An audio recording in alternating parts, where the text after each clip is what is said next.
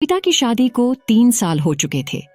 वह एक साधारण मिडिल क्लास परिवार से थी, लेकिन उसकी शादी एक अमीर और प्रतिष्ठित परिवार में हुई थी। यह घर जितना भव्य था, उतना ही सख्त नियमों और परंपराओं से बंधा हुआ था। शुरू में सब कुछ ठीक लग रहा था, लेकिन धीरे धीरे कविता को महसूस होने लगा कि इस परिवार में कुछ ऐसा था जो उसे कभी समझ नहीं आया। शादी के कुछ महीनों बाद ही अजीब घटनाएं घटने लगीं, लेकिन ये घटनाएं किसी अज्ञात शक्ति से नहीं, बल्कि घर के माहौल और रिश्तों की जटिलताओं से जुड़ी थीं। पति की नौकरी विदेश में थी और वह महीने में एक बार ही घर आता था। ऐसे में ससुर जी ही थे जो कविता का सहारा बने, लेकिन उनकी कड़ी निगरानी और नियम कायदों ने कविता को हमेशा असहज ही रखा।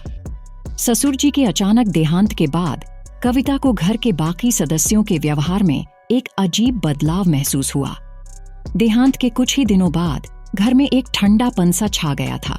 रिश्तेदारों की फुसफुसाहट, नौकरों की बदली हुई निगाहें और सास के चेहरे पर उभरती चिंता, ये सब कविता को बेचैन करने लगा। धीरे धीरे कविता को एहसास होने लगा कि इस परिवार में हर कोई कुछ न कुछ छुपा रहा है।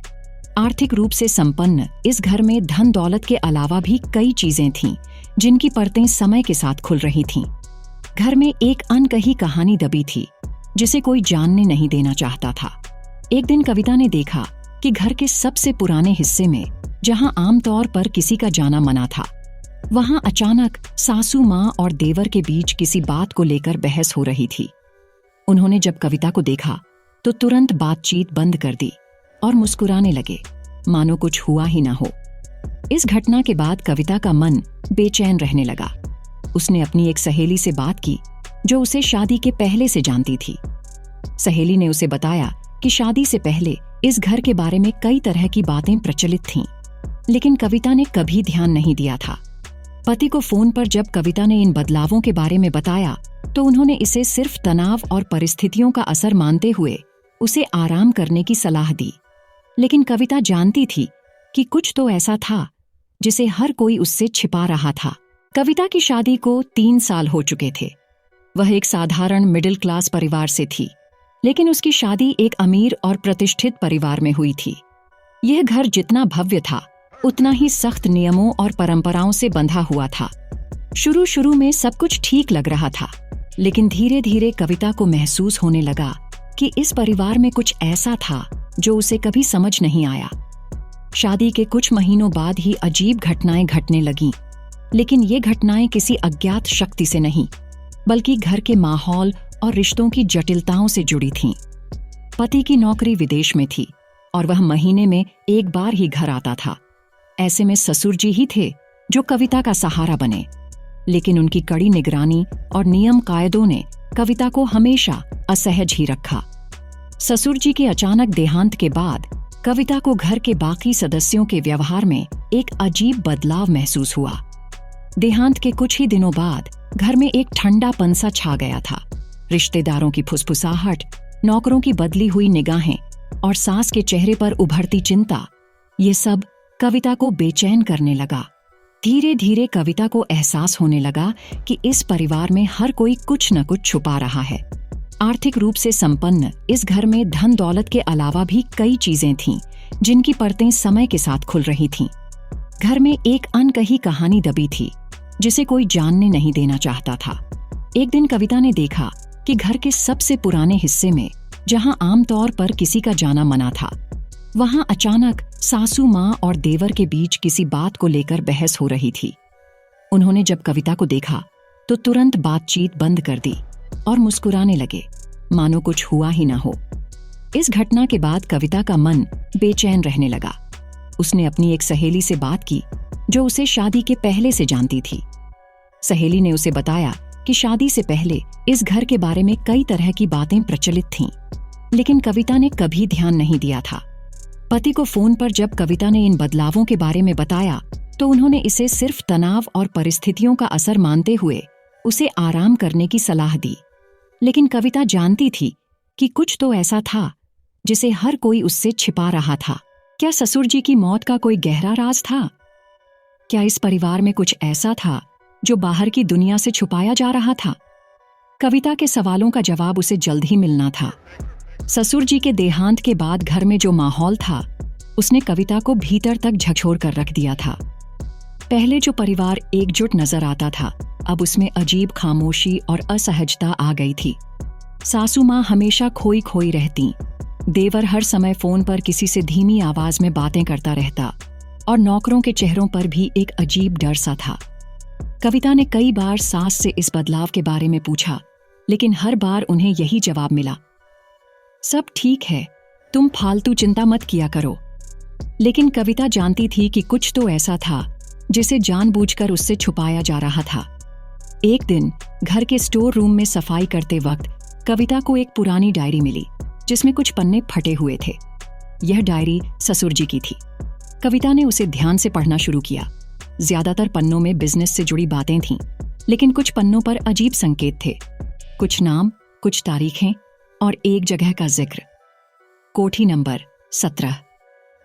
कविता ने जब इस जगह के बारे में देवर से पूछा तो वह अचानक चौंक गया और गुस्से में बोला, तुम इन सब बातों में मत पड़ो भाभी, ये सब पुरानी बातें हैं जिनका अब कोई मतलब नहीं। लेकिन कविता ने उसकी आंखों में एक डर महसूस किया। उसे समझ नहीं आ रहा था कि आखिर खोंच कोठी नंबर 17 में ऐसा क्या खास था जिसे परिवार में कोई याद भी नहीं करना चाहता।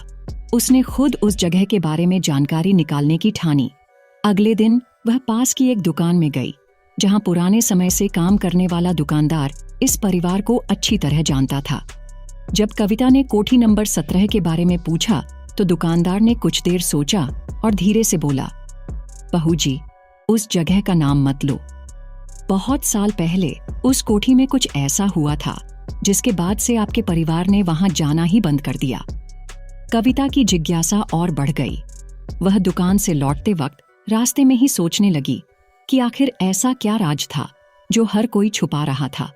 शाम को जब वह घर लौटी तो उसकी सास कमरे में बैठी कुछ पुराने कागज देख रही थीं।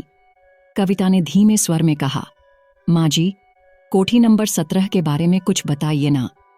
सासू माँ के चेहरे का रंग उड़ गया। उन्होंने झट से कागज समेटे और कहा, यह बात फिर कभी मत करना कविता, ये हमारे परिवार का अतीत है और उसे भुला देना ही अच्छा है। कविता को समझ नहीं आ रहा था कि आखिर यह अतीत क्या था और ससुर जी की मौत का इससे क्या संबंध हो सकता था। आखिर कोठी नंबर 17 में ऐसा क्या हुआ था जो इस परिवार का सबसे बड़ा राज बन चुका था। सासू माँ की बातों के बाद कविता का मन और ज्यादा बेचैन हो गया था। कोठी नंबर 17 के जिक्र से पूरे परिवार का अजीब व्यवहार उसे यह सोचने पर मजबूर कर रहा था कि इस जगह का उनके अतीत से कोई गहरा संबंध है। अगले दिन कविता ने अपनी सहेली नीरा से मिलने का फैसला किया, जो शहर की पुरानी कहानियों और अफवाहों के बारे में काफी कुछ जानती थी। कैफे में बैठते ही नीरा ने मुस्कुराते हुए पूछा, तुम कुछ परेशान लग रही हो, सब ठीक तो है ना? कविता ने हिचकिचाते हुए उससे कोठी नंबर 17 के बारे में पूछा। यह सुनते ही नीरा का चेहरा गंभीर हो गया।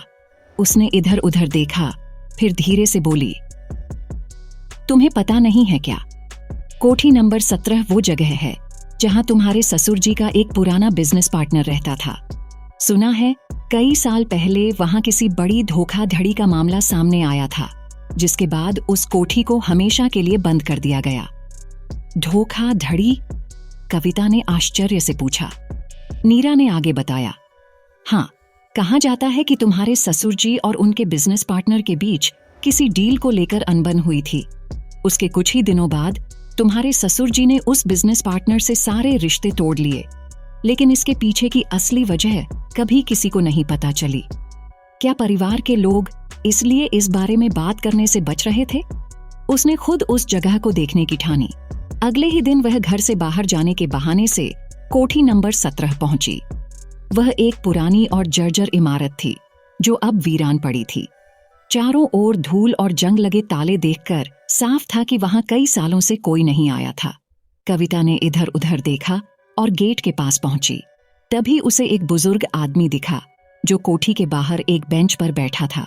उसने धीरे से कविता की ओर देखा और कहा, इस कोठी के अंदर जाने की मत सोचना बहू जी, ये जगह आपके परिवार के लिए सही नहीं है।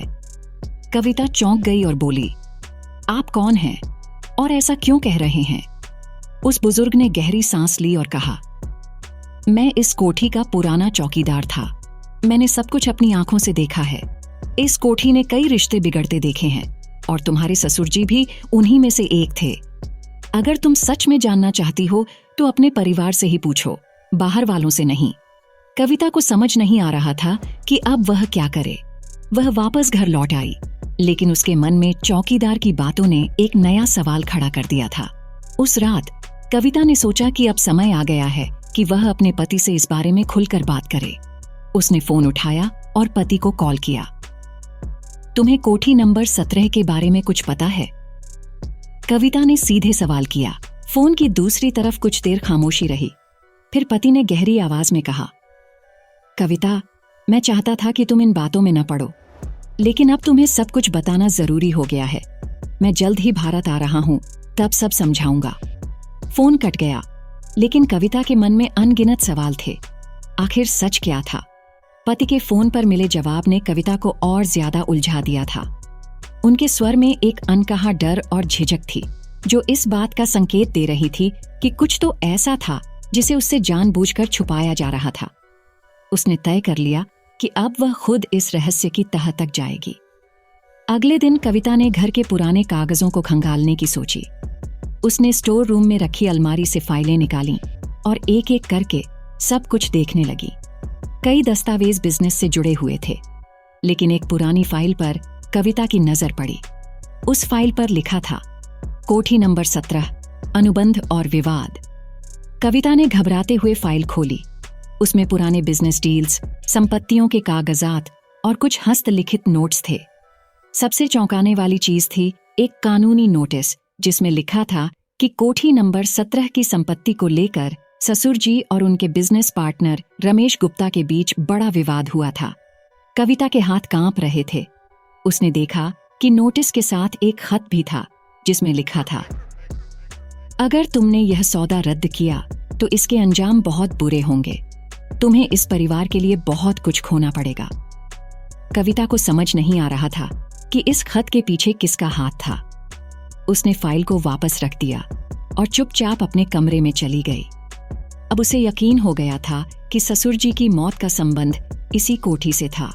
शाम को जब सासू माँ कमरे में आईं, तो कविता ने उनसे सीधे सवाल कर दिया, माँ जी, क्या पापा जी की मौत का कोठी नंबर 17 से कोई संबंध था?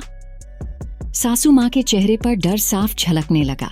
उन्होंने हिचकिचाते हुए कहा, कविता, ये सब बहुत पुरानी बातें हैं। तुम्हें इससे कोई मतलब नहीं होना चाहिए। तुम्हारे ससुर जी इस मामले को सुलझाना चाहते थे, लेकिन कुछ लोग चाहते थे कि यह विवाद हमेशा बना रहे। कौन लोग? कविता ने जोर देते हुए पूछा। सासू माँ की आंखों में आंसू आ गए। उन्होंने कहा, इस परिवार की खुशियों के पीछे बहुत त्याग छिपे हैं बेटा। जब तुम्हारे ससुर जी ने इस विवाद से अलग होने की कोशिश की तो उन्हें धमकियां मिलने लगी थीं। वह बहुत तनाव में रहने लगे थे, लेकिन हमें कभी कुछ नहीं बताया। कविता को अब एहसास होने लगा कि ससुर जी की मौत स्वाभाविक नहीं थी, बल्कि इसके पीछे कोई बहुत बड़ी साजिश थी। रात को जब कविता अपने कमरे में सोने की कोशिश कर रही थी, तभी उसे देवर के कमरे से किसी के बात करने की आवाज आई। वह धीरे से उठी और उसके कमरे के पास जाकर कान लगाकर सुनने लगी। हाँ, वो कुछ ज्यादा ही सवाल कर रही है। हमें उसे रोकना होगा, इससे पहले कि वह ज्यादा गहराई तक जाए। देवर की आवाज में घबराहट थी। कविता का दिल तेजी से धड़कने लगा। क्या उसका अपना देवर ही इस साजिश में शामिल था? अब कविता को यकीन हो गया था कि परिवार का कोई न कोई सदस्य इस रहस्य को छुपाने में शामिल था, लेकिन कौन और क्यों? कविता के मन में अब कई सवाल उठ रहे थे। देवर की बातें सुनने के बाद उसकी बेचैनी और बढ़ गई थी। क्या परिवार के लोग जानबूझकर उससे कुछ छुपा रहे थे, या फिर वे खुद किसी बड़ी मुसीबत में फंसे थे? अगली सुबह कविता नाश्ते के बहाने देवर के पास बैठी और धीरे से बोली, भैया, मैं देख रही हूं कि पापा जी के जाने के बाद से आप बहुत परेशान रहते हैं। अगर कोई परेशानी है तो मुझे बताइए। देवर ने मुस्कुराने की कोशिश की, लेकिन उसकी आंखों में छिपा डर कविता से छुप नहीं पाया। वह झिझकते हुए बोला, भाभी, कुछ बातें ऐसी होती हैं जिनके बारे में जानकर सिर्फ परेशानी बढ़ती है। जो हो चुका है उसे भूल जाना ही बेहतर है। कविता को अब यकीन हो गया था कि देवर को सब कुछ पता था, लेकिन वह किसी दबाव में था। उसी दिन दोपहर को कविता ने घर के पुराने नौकर रामू काका से बात करने की कोशिश की। रामू काका इस घर में पिछले 25 सालों से थे और हर बात जानते थे। जब कविता ने उनसे कोठी नंबर 17 के बारे में पूछा तो उनका चेहरा अचानक सख्त हो गया। रामू काका ने इधर उधर देखा और धीमे स्वर में कहा, बिटिया, तुमसे एक बात कहूं, लेकिन किसी को बताना मत। पापा जी बहुत ईमानदार आदमी थे, लेकिन उनके कुछ साथी नहीं। उन्होंने पापा जी को कई बार उस कोठी के जरिए गलत कामों में फंसाने की कोशिश की थी। गलत काम? कविता चौंक गई। रामू काका ने सिर झुकाते हुए कहा, हाँ बिटिया, पापा जी के बिजनेस पार्टनर रमेश गुप्ता और कुछ बाहरी लोग उस कोठी में गैर कानूनी कारोबार करते थे। जब पापा जी को इस बारे में पता चला तो उन्होंने यह सब बंद करने की ठान ली, लेकिन उनका विरोध करना उनके लिए भारी पड़ गया। कविता के पैरों तले जमीन खिसक गई। तो क्या ससुर जी की मौत एक हादसा नहीं बल्कि एक साजिश थी? उसने घबराते हुए पूछा, क्या आपको लगता है कि उनकी मौत सामान्य नहीं थी? रामू काका ने धीरे से कहा, बिटिया, मैं कुछ कह नहीं सकता, लेकिन पापा जी के जाने के बाद सब कुछ बदल गया। देवर जी और बाकी लोग बहुत दबाव में हैं। शायद वे जानते हैं कि सच सामने आने से परिवार खतरे में पड़ सकता है। कविता की उलझन और बढ़ गई थी। घर में सब कुछ सामान्य दिखाने की कोशिश की जा रही थी, लेकिन सच कुछ और ही था। शाम को जब पति का फोन आया तो कविता ने 2 टूक शब्दों में कहा, मुझे सब कुछ जानना है, सच सच बताओ। पापा जी की मौत एक हादसा नहीं थी, है ना? फोन के दूसरी तरफ कुछ देर चुप्पी छाई रही। फिर पति की धीमी आवाज आई, कविता, मैं तुम्हें ज्यादा कुछ नहीं बता सकता, लेकिन इतना जरूर कहूंगा कि पापा जी के साथ अन्याय हुआ था और मैं सबूत इकट्ठा कर रहा हूं। मैं अगले हफ्ते आ रहा हूं, तब तक तुम संभल कर रहो। कविता का दिल जोरों से धड़कने लगा। अब वह समझ गई थी कि यह मामला बहुत बड़ा था और पति भी किसी न किसी तरीके से इसे सुलझाने की कोशिश कर रहे थे। उस रात कविता ने ठान लिया कि वह अब खुद इस रहस्य की तह तक जाएगी, चाहे कुछ भी हो जाए। कविता की बेचैनी अब चरम पर थी। पति के अगले हफ्ते आने का इंतजार करना उसके लिए मुश्किल हो रहा था। उसे लग रहा था कि अगर उसने जल्द ही कोई कदम नहीं उठाया तो शायद सच कभी सामने नहीं आ पाएगा। अगले दिन कविता ने रामू काका से कोठी नंबर 17 की चाबी ली और अकेले ही वहां जाने का फैसला किया। शाम होते ही वह चुपचाप घर से निकली और कोठी के बंद पड़े दरवाजे को खोलकर अंदर कदम रखा। भीतर घुप अंधेरा था और जगह जगह जमी धूल इस बात की गवाही दे रही थी कि वर्षों से यहाँ कोई नहीं आया था। जैसे ही कविता ने टॉर्च की रोशनी से चारों ओर देखा, उसे एक पुराने स्टडी रूम में कई फाइलें और दस्तावेज रखे दिखे। उसने ध्यान से एक फाइल खोली जिसमें पापा जी के हस्ताक्षर के साथ कुछ बिजनेस डील्स के कागज थे। इन दस्तावेजों में कई संदिग्ध लेन देन के रिकॉर्ड थे जो साफ दर्शा रहे थे कि ससुर जी को किसी बड़े घोटाले में फंसाने की कोशिश की गई थी। तभी उसे एक पुराने ड्रॉर में कुछ और पेपर मिले।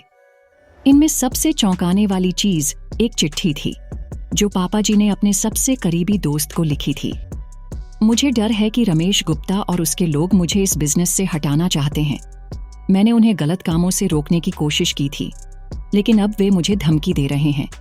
अगर मुझे कुछ हो जाए तो समझ लेना कि यह कोई हादसा नहीं बल्कि एक सोची समझी साजिश थी। कविता के हाथ कांपने लगे। वह जल्दी जल्दी सारे सबूत समेटने लगी कि तभी उसे बाहर किसी के आने की आहट सुनाई दी। वह घबराकर कोठी के एक कोने में छुप गई। उसने देखा कि देवर और एक अनजान आदमी वहां दाखिल हुए। हमें यह सब खत्म करना होगा। अगर कविता भाभी को कुछ पता चल गया तो बहुत मुश्किल हो जाएगी। देवर की आवाज गूंज रही थी। अनजान आदमी बोला, हमें ये सबूत खत्म करने होंगे, वरना तुम्हारा पूरा परिवार मुश्किल में आ जाएगा। कविता को अब पूरी सच्चाई समझ आ चुकी थी। ससुर जी की मौत एक सोची समझी साजिश थी जिसमें उनके बिजनेस पार्टनर और शायद खुद परिवार के कुछ सदस्य भी शामिल थे। वह जैसे तैसे वहां से बाहर निकली और सीधे अपने घर पहुंची। उसने तुरंत पति को कॉल किया और सब कुछ बताया। पति ने कहा, कविता, मैं पुलिस से संपर्क कर रहा हूं। तुम सावधान रहो, जब तक मैं न आ जाऊं, किसी पर भरोसा मत करना। अगले ही दिन पति भारत लौट आया। पुलिस में शिकायत दर्ज करवाई गई और देवर के साथ रमेश गुप्ता को गिरफ्तार कर लिया गया।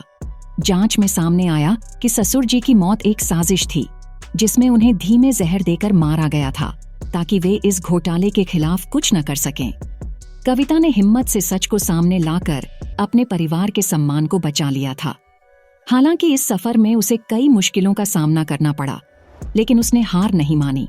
कुछ महीनों बाद जब घर का माहौल सामान्य होने लगा तो कविता को एहसास हुआ कि सच्चाई चाहे कितनी भी कड़वी हो, उसे सामने लाना ही सही होता है। दोस्तों, आपको ये कहानी कैसी लगी?